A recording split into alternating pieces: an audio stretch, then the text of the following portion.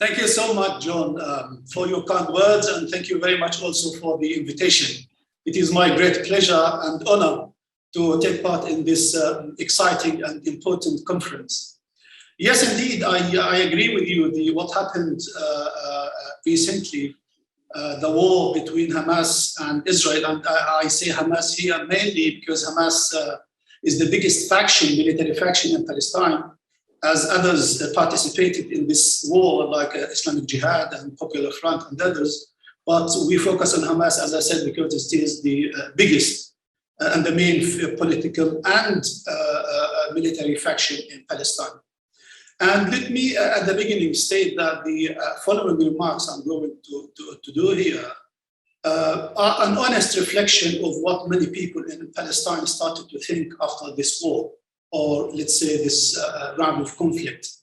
I'm not here as well to judge them whether these views are right or wrong, true or false, but I try to be very honest in relaying these conclusions, which I got through friends, the extensive contacts I have on the ground, and also being part of Al Jazeera Media Network enabled me to monitor the media in general and specifically the social media. And before delving into these conclusions, I think it is important to understand why this particular conflict or round of military conflict between Hamas and Israel stood out from the previous rounds. You know, this is the fourth round of conflict. The first one started 2008, and the second one 2012, and then 2014, which lasted 51 days. And this last one was in May 2021. I think many people in Palestine and in the region in general think this round of confrontation was different because it's for many reasons. One of them is it was the most intense and violent round in terms of the weapons used by both sides, Israel and Hamas, and also the scale of destruction and damage in both Gaza and Israel. Of course, the damage on both sides was not equal because of the superiority of Israeli army and its weaponry. However, the human cost was heavier in Gaza Strip. Medics there said that around 248 people died or killed, while in Israel, around 13 people. Of course, as well, the financial cost was heavier in Gaza Strip. There are no official figures yet about the total cost, but the experts estimated at billions of dollars. The Gaza Housing Ministry said that 16,800 housing units had been damaged. Of those, 1,800 had become unfit for living, and 1,000 were destroyed completely. Add to that, of course, the destruction of the roads, the electricity plants, the sanitation plant, etc. On the Israeli side, the Manufacturers Association of Israel, which represents some 1,500 firms and 400,000 workers, said that the loss was mostly due to employees choosing to stay at home because of the nearly non-stop Palestinian rocket fire from Gaza, and estimates the cost of the damage in the region of $400 million. Also, this round of confrontation was different than the previous ones because of the intensity of the war and the tactics both Israel and Hamas used. From the beginning, unlike the previous war, Israel started to target and demolish the residential towers in Gaza, while in 2014, it used this tactic after 45 days of the war. The reason for that, as seen by Palestinians, is that Israel wanted to do that to inflict huge damage to civilian property in an attempt to incite people against Hamas and subsequently put pressure on Hamas to stop the war. This obviously did not work, as Hamas responded by furthering the reach of their rockets and targeted Tel Aviv and Ben Gurion Airport and other cities in northern Israel, thus forcing millions of Israelis to seek protection in their bunkers. Also, this round showed the advancement of Hamas's rockets, its destructive power and reach. It also showed that Hamas's abilities and skills in managing the war has gone better.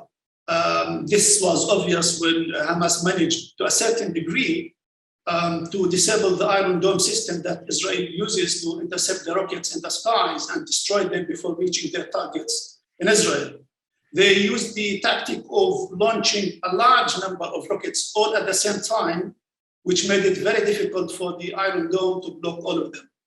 So this was different than the previous rounds as well.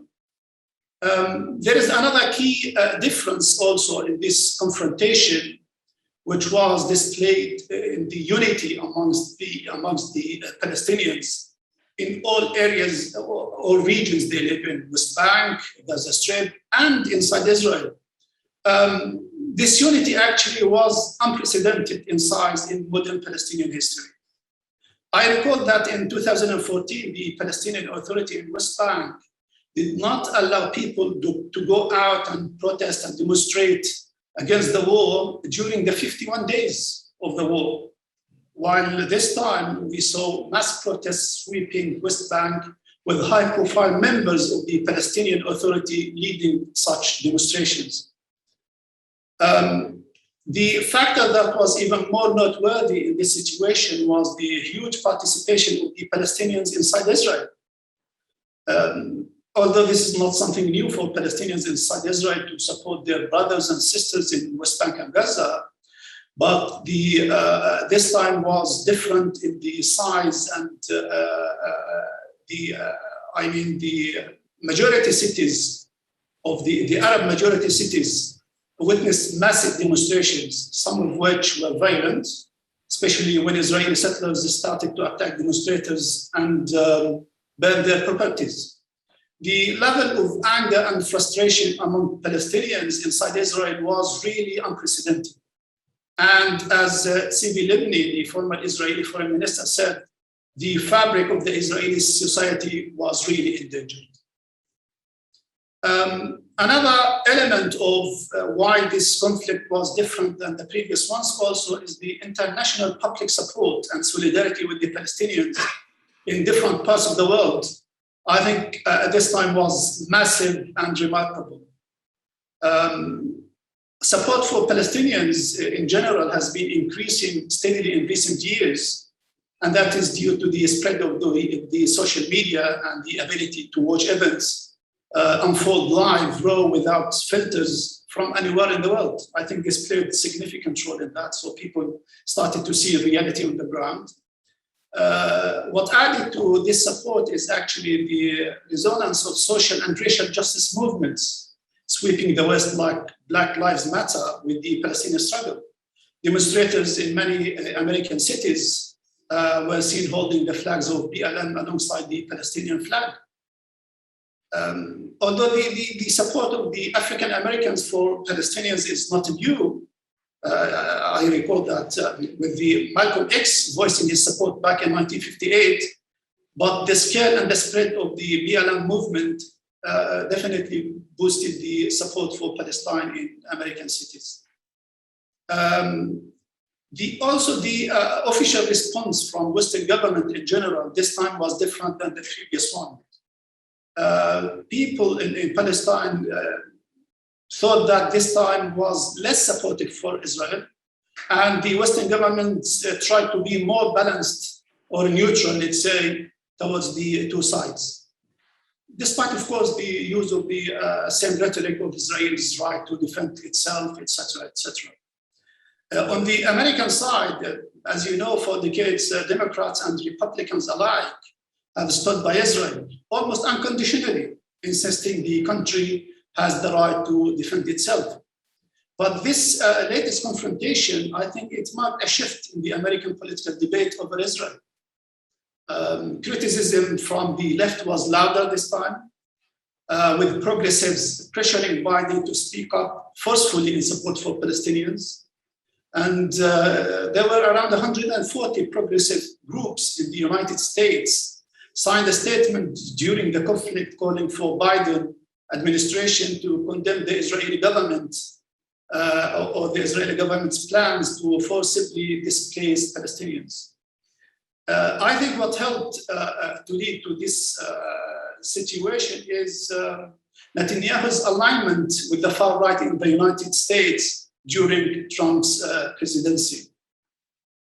Ben Rhodes, a former deputy national security advisor in Obama administration, summarized this new development in US politics by saying, and I quote, "There is now just a much wider spectrum of opinion in the party, and therefore it's going to be harder to just stick to the old line of essentially unquestioned support for the policies of the Israeli government."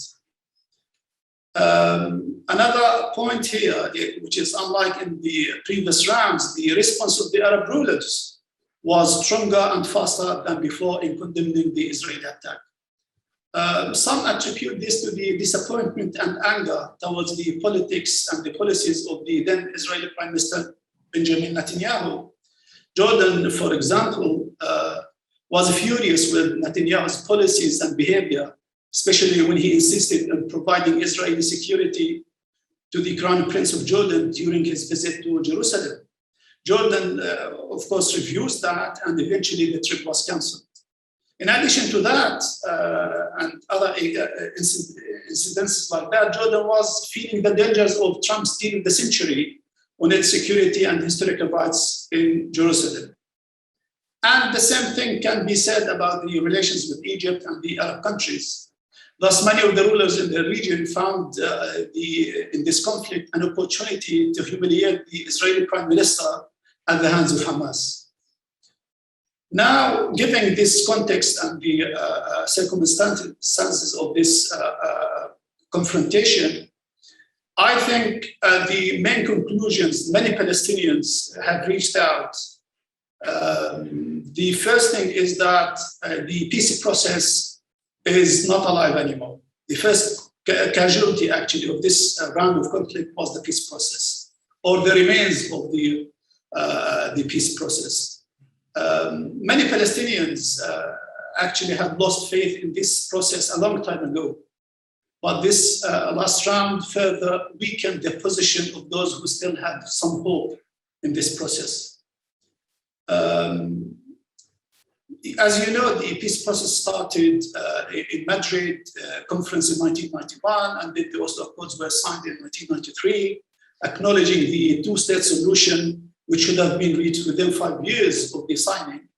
However, 3 decades of negotiations between the two parties have only resulted in the continuation of the occupation, further expansion of settlements in West Bank, the annexation of East Jerusalem permanently with the blessings of the Trump administration, and so on and so forth. As many European officials have said openly, that the window of the two-state solution is either closing or has already closed, and there is no space for a Palestinian state to be established within the 1967 borders. The other conclusion people start to adhere to is that Israel appeared weak during this war, despite the huge destruction it inflicted on civilian structure, residential towers, etc. in Gaza. Ultimately, it failed to defeat Hamas militarily or even stop the launching of rockets from Gaza Strip. On the other side, Hamas managed to stop all flights from reaching Ben Gurion Airport in Tel Aviv, which many Arab countries failed to do during the wars with Israel.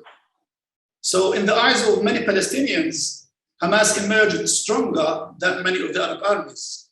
Also, the deterrence force that Israel built and tried to maintain for so long was hit severely. It is for the first time that the Palestinians saw that they can actually hurt Israel and make it suffer like they have been suffering for the last 7 decades. This obviously led to the rise of the popularity of the armed resistance amongst Palestinians and reinforced the conviction that the only way to get freedom and restore rights is through resistance, including the armed resistance. Moreover, on the Hamas side, this victory, as they see it, strengthened the position of the military wing within the organization at the expense of the political wing. Many people in this particular point support the resistance in general and not necessarily Hamas as an organization. And this is, I think, really important here. Many people had believed that Hamas is confined to Gaza Strip and that it could not go to war except to defend itself or protect its interests there in Gaza. And this war came to prove that they are wrong. Hamas appeared and claimed that they started this war to defend and support their brothers and sisters in Jerusalem and Sheikh Jarrah neighborhood. This endeavor rendered Hamas as the leader and defender of all Palestinians, regardless of where they live. Not only in Gaza, even if they live in West Bank or East Jerusalem or wherever they live, Hamas is the guardian for them. Also, this conflict highlighted the centrality of the issue of Jerusalem to all Palestinians. On the Arab front, with the outbreak of the Arab Spring, the Arab-Israeli conflict took a step back in the priorities of the people in the Middle East in general. And we saw that very, very clearly in the last few years. But after this confrontation and the public support from different corners of the Arab world, the Palestinians felt that their case has come back to the forefront and become a priority to the people in the Arab countries. This was really important for the people, especially in Gaza, who are under siege for around 15 years now. The final point, in the light of this, the position of the Palestinian Authority was shaken profoundly, especially as the war came after President Abbas delayed the long-awaited general election until further notice. This gave the impression that President Abbas is just another authoritarian in the region, like the others here. So he can delay the elections, he can be authoritarian, but he can achieve nothing in terms of the political dreams of the Palestinians, and he got nothing from Israel after 30 years of negotiations. The Palestinian Center for Policy and Survey Research conducted a survey recently and found that 84% of the Palestinians consider the Palestinian Authority a corrupt entity. The decline of popularity of the Palestinian Authority, of course, benefited Hamas, who, in contrast, as I said, appeared to be the true guardian of all the Palestinian people. Now, the look forward, what do we expect for the future? I think Hamas and its base undoubtedly emerged after this round of conflict more popular amongst Palestinians and more strengthened and bolder with Israel. The peace process, as I said, is dead now, and it will not be sellable to the majority of the Palestinians, nor will Hamas accept being sidelined politically or give authority to President Abbas to negotiate on their behalf, like they did in previous rounds of negotiations. So in my view, if I want to say how to see the way forward concerning the peace in the region, I think there must be certain elements for any peace process to succeed. And the first thing is actually for Israel to commit itself truly to the two-state solution on the 1967 borders. I know this has not succeeded during the last 30 years, but if they really want to reach a peace with the Palestinians, they have to accept this solution. Also, many Palestinians believe, especially during Trump's presidency, that the US has proven that it is biased toward Israel, and therefore they cannot be the sole broker for such process. The other important point is that all Palestinian factions should be included in this process, including Hamas and all the other military factions. The policy of isolation, which was adopted by the Quartet, the Americans, the United Nations, the European Union, to exclude Hamas and just pretend as if they are not there, has not succeeded at all. And the recent events in Afghanistan show that the world is ready to deal with extremist groups like Taliban and the Houthis in Yemen. So I think the same standards should be applied to Hamas and the other factions in Palestine.